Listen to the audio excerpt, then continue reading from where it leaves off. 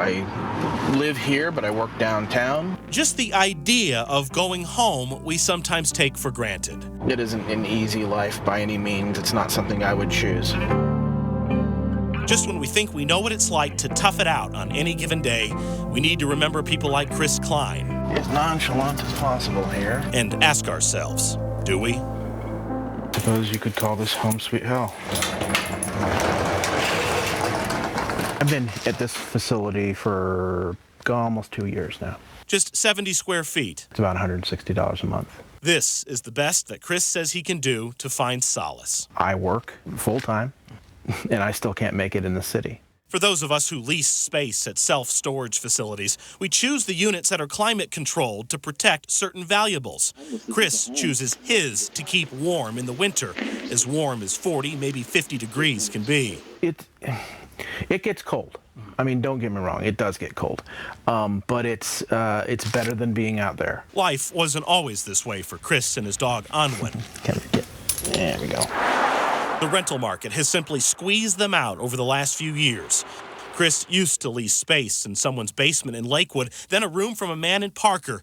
But then came bankruptcy. And now Chris says he just cannot comfortably spend what little he has on an actual apartment. So instead, he takes what he can get. It's not much, but it's something. To understand how tough it can be, it breaks down like this. Chris makes $11.50 an hour as an overnight security guard, a job he's had for years and where he can keep his dog close by. At 40 hours a week, that's about $24,000 a year. Take out the taxes, about $1,600 a month. His fixed monthly expenses for now, roughly $1,000 to pay for the storage unit, his car, his bankruptcy trustee, tuition on an associate's degree in aviation, a prepaid cell phone, food, and gas.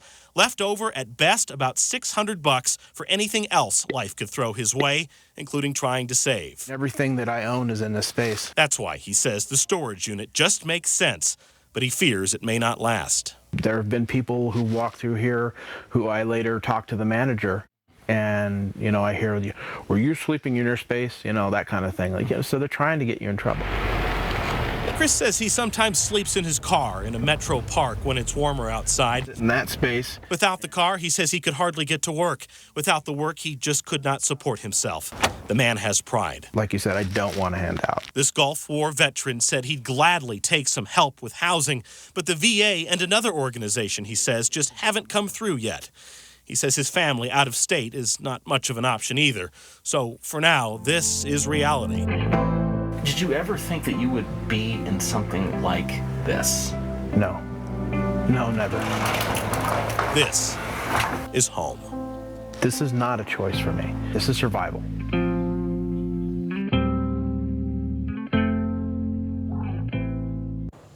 Makes you think, doesn't it? Chris says there are at least 2 other people paying for and living in storage units at that particular storage facility.